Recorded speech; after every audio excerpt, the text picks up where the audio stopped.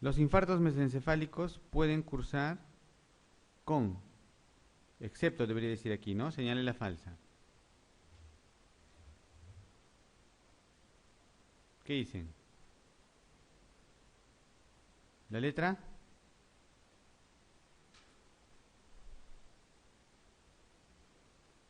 mesencéfalo, ¿dónde está? En el tronco, ¿no es cierto?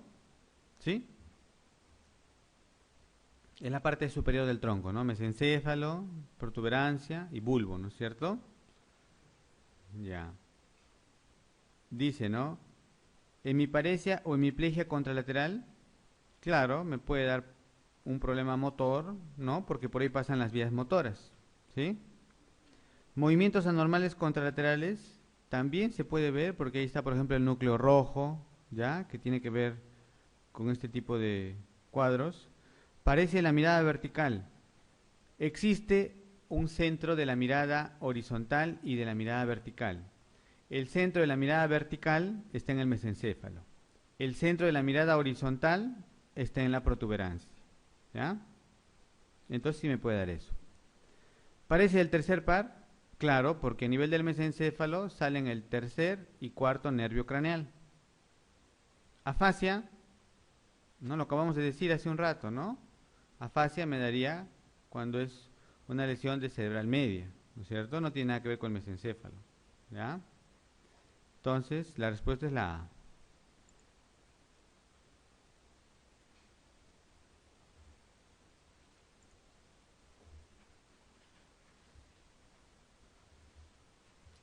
La arteria de la hemorragia de Charcot habitualmente es rama.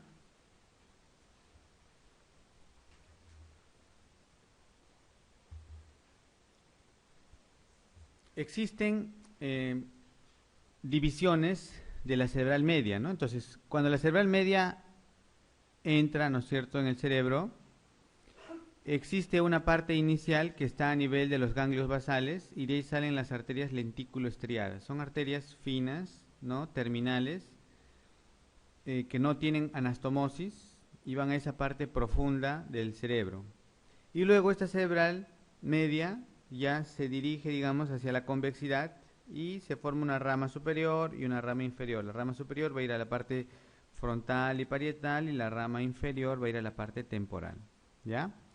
Dependiendo en qué nivel se afecte la arteria, va a dar más o menos cierto cuadro clínico. Si lo hace al inicio, se va a afectar todo, pues, ¿no? La parte profunda y la parte convexa, superficial, ¿no? Si lo hace más distalmente, me va a comprometer esa parte, pues, ¿no? Incluso me podría dar solo afasia de repente, ¿no? Dependiendo, ¿ya? Estas ramas profundas, las que les digo lentículo estriadas, ¿ya?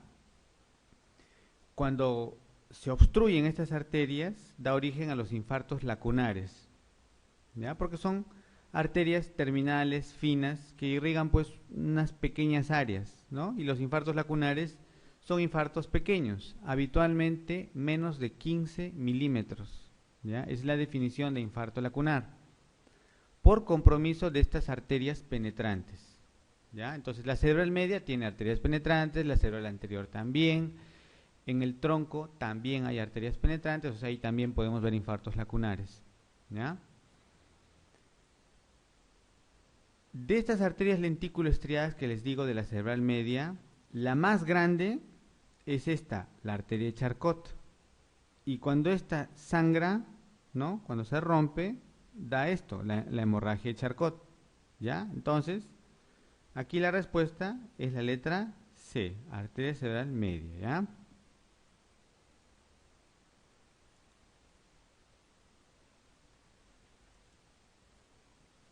13. Puede ser causa de hemorragia subaracnoidea.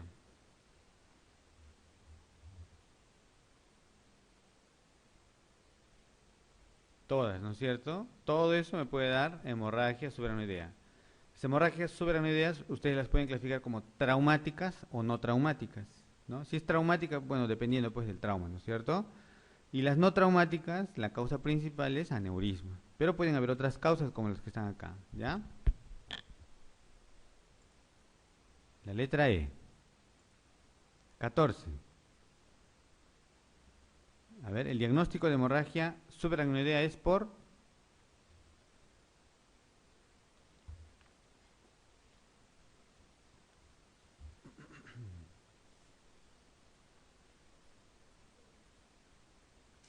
la letra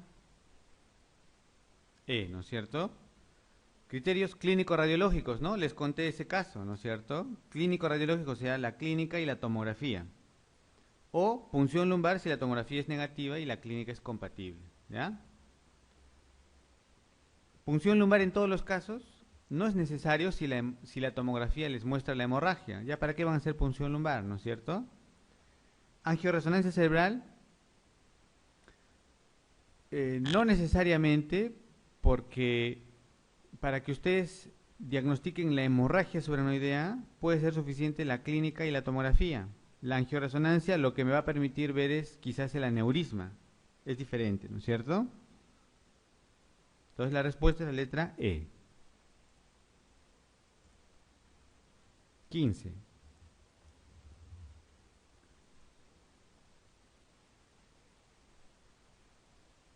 Este es un paciente que ya tiene diagnóstico de esclerosis múltiple, ¿no? Dice que hace 4 días presenta paraparesia severa que le dificulta el caminar.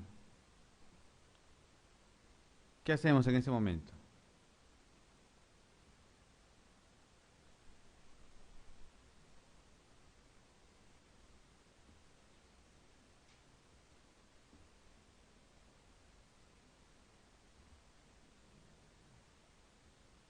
La esclerosis múltiple, ¿no?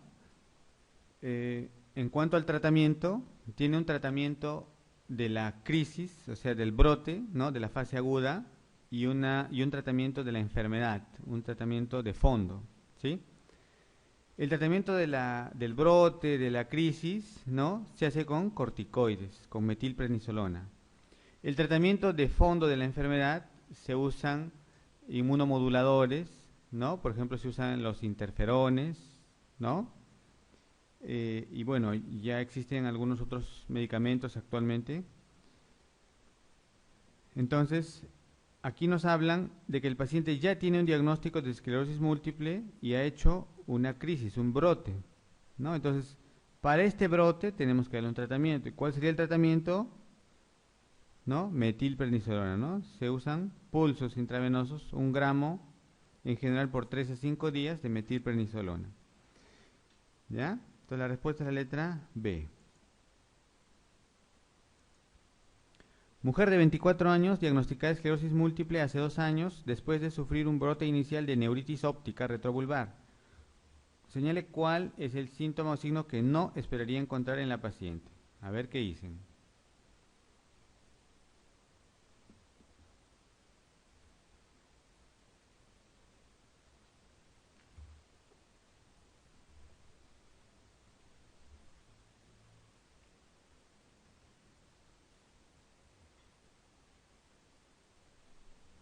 La esclerosis múltiple se considera o se consideraba una enfermedad desmielinizante, ¿no es cierto? ¿Recuerdan? Pero bueno, ahora se ha visto que también afecta no solo a la mielina, sino también al axón y a la misma neurona, ¿ya? O sea, en realidad ahora se considera una enfermedad neurodegenerativa, ¿ya? Con episodios inflamatorios.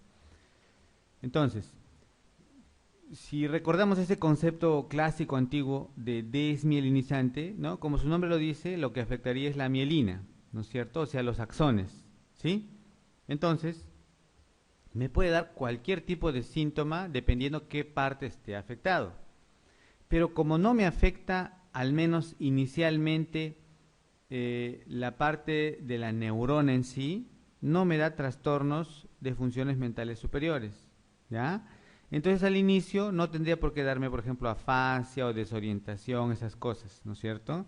Ya quizás con el tiempo, como es una enfermedad degenerativa, sí me puede afectar algunas funciones mentales superiores, ¿ya? Pero no desde un inicio, y tampoco me daría un cuadro así de afasia pura, ¿no? Eso más es, por ejemplo, de enfermedades cerebrovasculares o de otras causas, ¿ya?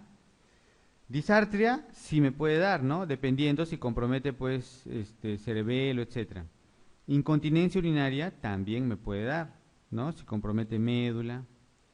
Fatiga crónica, sí, porque también hay síntomas generales en la esclerosis múltiple. Afasia, No, afasia no tendría por qué darme. Importante es sensibilidad anómala al calor. Eso quiere decir que estos pacientes con esclerosis múltiple, incluso cuando tienen un resfrío, una infección, no sé, una diarrea, algo, y hacen fiebre, sus síntomas empeoran y parece que hubieran tenido un nuevo brote. ¿Ya? Solo por eso, por la fiebre. Eso se refiere a la sensibilidad anómala al calor. ¿Ya? La respuesta es la letra D.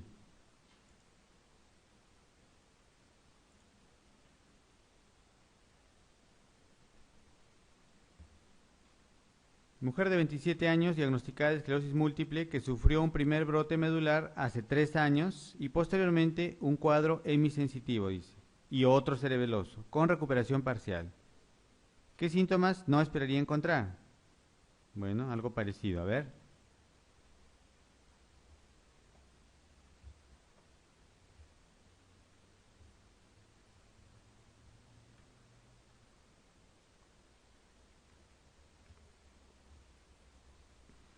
¿Podría tener ataxia?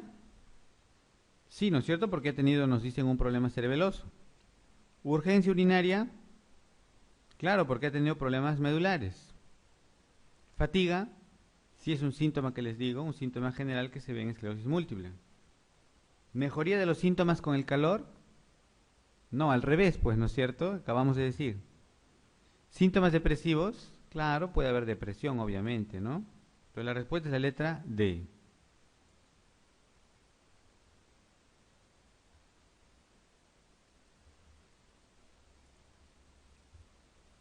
De todas las determinaciones realizadas en el líquido, la mayor utilidad en el diagnóstico de esclerosis múltiple es...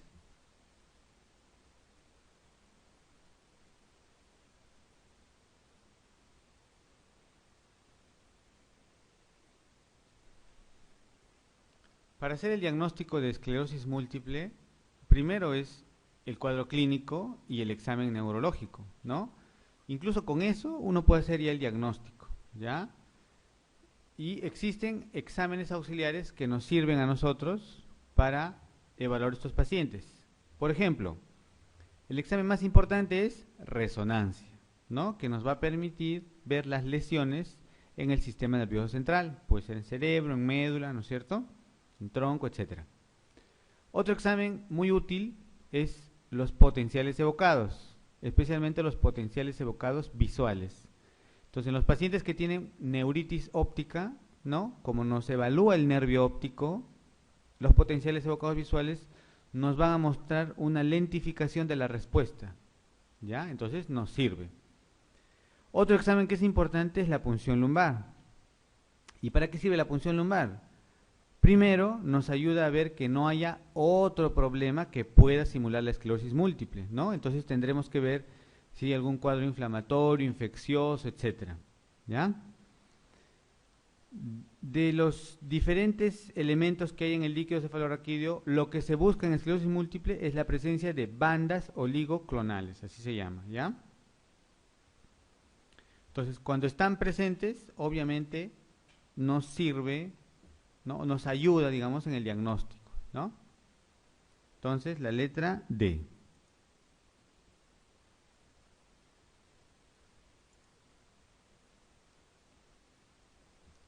(19) Sobre el uso de corticoides en la esclerosis múltiple es cierto. A ver qué dicen.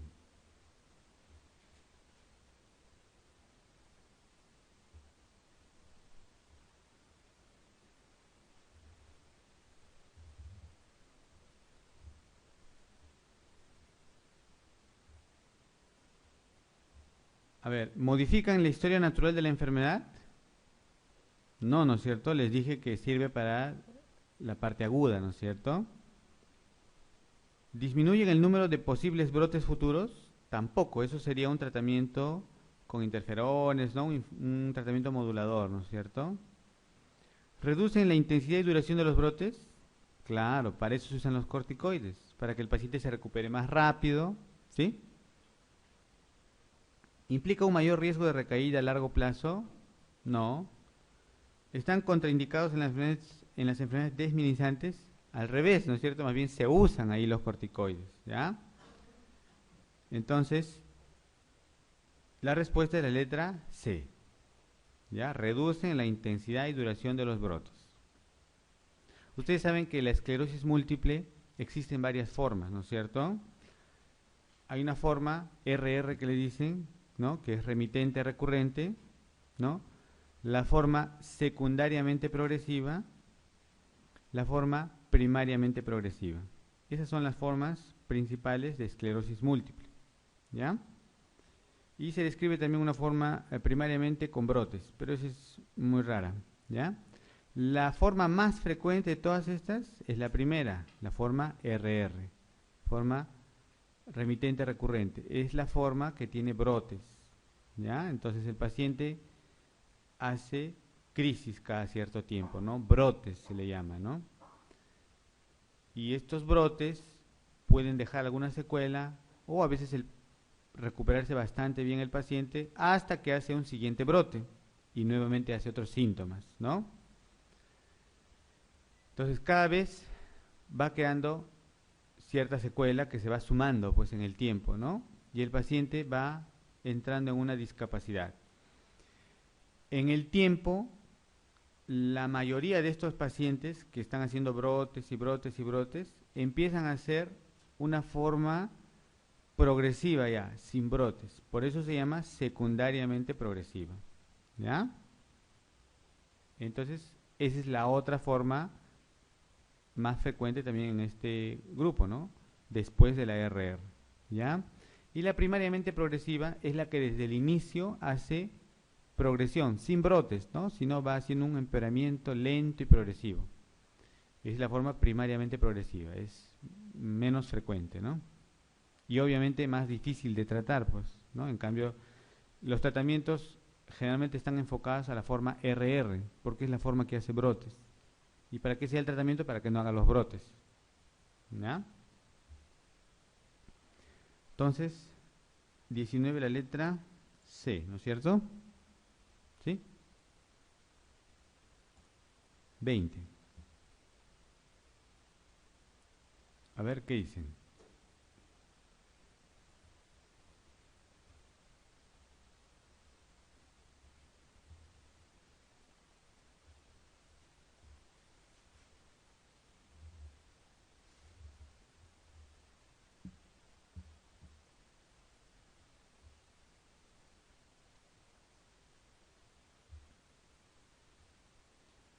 Paciente con sospecha de esclerosis múltiple. ¿Haríamos un estudio de líquido? ¿De líquido cefalorraquídeo? Sí, ¿no es cierto? Les dije, para buscar bandas oligoclonales, ¿sí? Y también para descartar que no sea otra causa. ¿Potenciales evocados? Sí, ¿no es cierto? Lo que más se usa son los potenciales evocados visuales para evaluar la vía visual, ¿ya? Porque la neuritis óptica es uno de los cuadros más frecuentes en esclerosis múltiple, ¿no? A veces debutan así, con neuritis óptica, ¿ya? Y con el tiempo ya siguen desarrollando los otros brotes, ¿no? Resonancia, claro, es fundamental para ver esclerosis múltiple, ¿no? Estudio inmunológico, ¿qué dicen?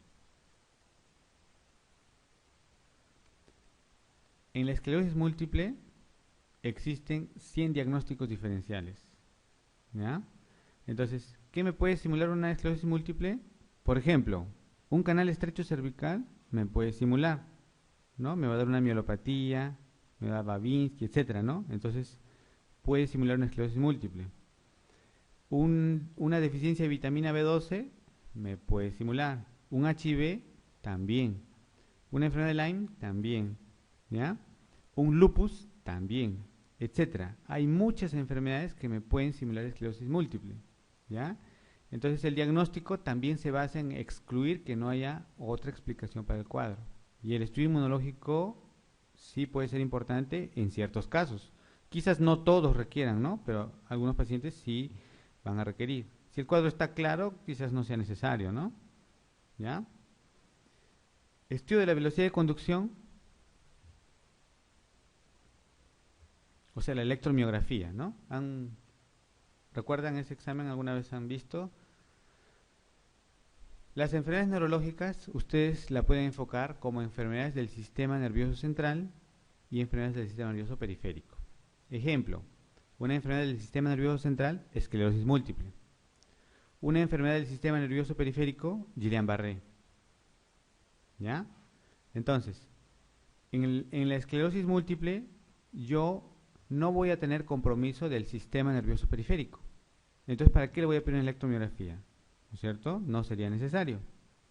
¿Ya? Entonces, la respuesta es la letra E.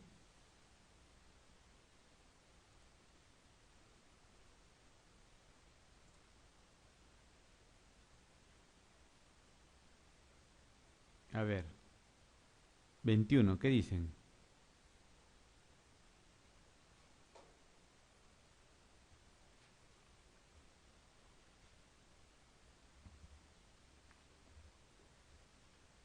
¿Cuál es la respuesta? Todas, ¿no es cierto? Acabo de decirles, ¿no? La letra E. En el estudio con resonancia, en la esclerosis múltiple, no esperaría encontrar. A ver qué dicen.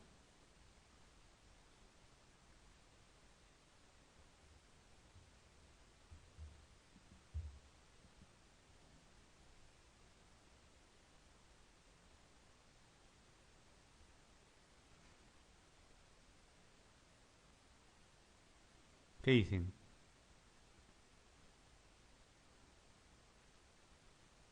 ¿Puedo tener lesiones en la médula espinal? Claro, ¿no es cierto? La esclerosis múltiple me puede dar una mielopatía y voy a tener lesiones en médula. ¿Lesiones en el cuerpo calloso? Claro, porque es sustancia blanca, ¿no es cierto? Y la esclerosis múltiple me afecta la sustancia blanca. ¿Lesiones en sustancia gris?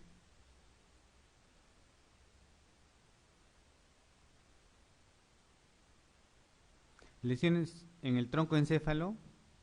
Claro, me puede dar, ¿no es cierto? En el tronco puede haber lesiones. En el cerebelo, también. ¿No? En la sustancia gris no tendría por qué haber, ¿no es cierto? Porque no es una enfermedad, pues, cortical, digamos, ¿no es cierto? Es más de sustancia blanca, ¿no? Como su nombre lo dice, enfermedad desmielinizante, pues, ¿no es cierto? ¿Ya? Entonces la respuesta es la letra C.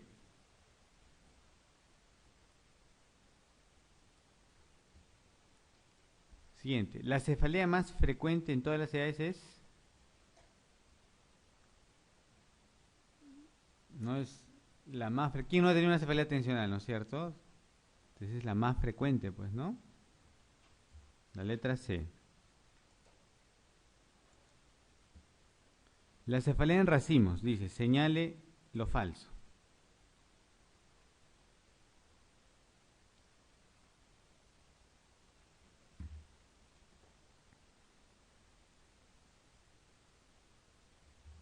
¿Cuál sería la falsa? A ver.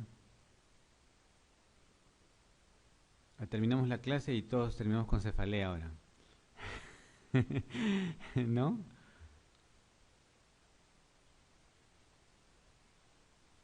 Las cefaleas las podemos clasificar como cefaleas primarias y cefaleas secundarias. Como su nombre lo dice, cefalea primaria es la que no va a tener una causa, pues, ¿no? Una causa que se pueda demostrar. Y la cefalea secundaria se debe, pues, a alguna causa, puede ser un tumor, una malformación, un aneurisma, no sé, ¿no es cierto? Alguna causa.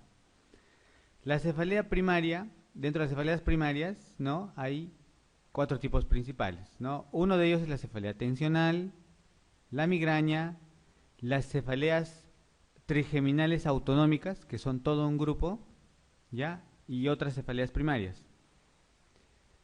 Dentro de estas cefaleas trigeminales autonómicas, ¿no? Hay 3 tipos. Uno que es la cefalea de Horton, otro que es la hemicrania paroxística y el otro que se llama SUN. Son ataques neuralgiformes con inyección conjuntival y lagrimeo. ¿Ya? Entonces, todo este grupo de cefaleas trigeminales autonómicas tienen características parecidas. ¿Ya? Entonces, ¿qué da? Un dolor en un lado que compromete generalmente la región ocular, lagrimeo, rinorrea, ¿no? Síntomas autonómicos. ¿Ya? Una de estas cefaleas es la cefalea en racimos, ¿ya? Entonces, esta cefalea característicamente es más frecuente en el sexo masculino, generalmente se presenta en la noche, ¿ya? Se puede desencadenar con el alcohol, ¿ya? Ahí dice, ¿no? Suele aparecer 2 a 3 horas después de dormirse, claro, porque así es, se desencadena en la noche. ¿Cuál es el tratamiento para este tipo de cefaleas? Para la cefalea en racimos se puede usar oxígeno en alto flujo, ¿ya? Se puede usar también los triptanes, como en la migraña, ¿ya?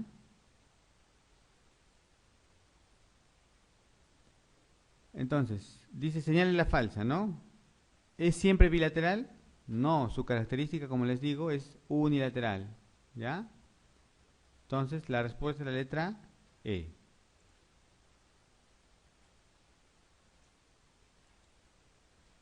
(25) Entre las siguientes entidades, ¿cuál se asocia a polimialgia reumática?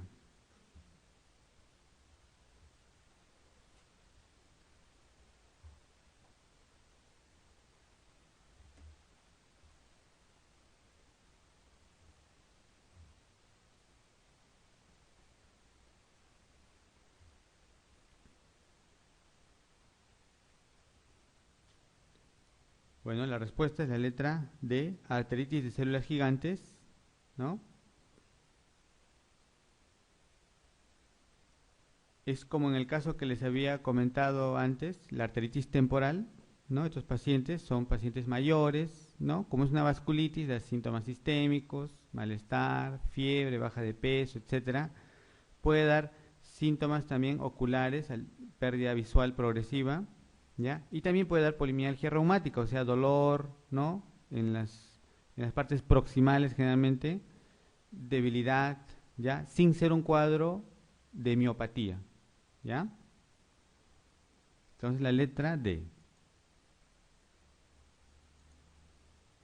26.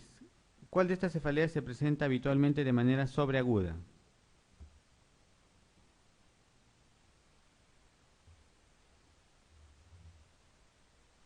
La letra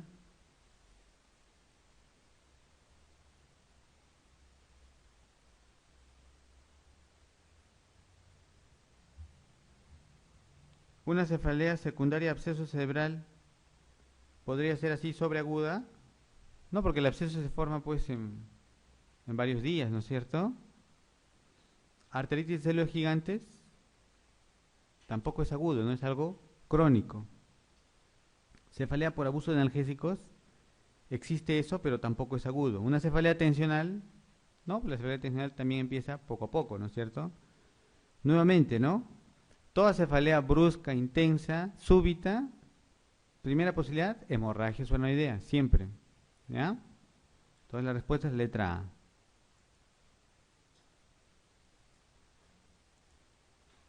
27. Mujer de 34 años diagnosticada de migraña sin aura que consulta por episodios de cefaleas en número de 4 a 5 al mes. ¿Cuál de esos tratamientos no estaría indicado? A ver, ¿qué dicen?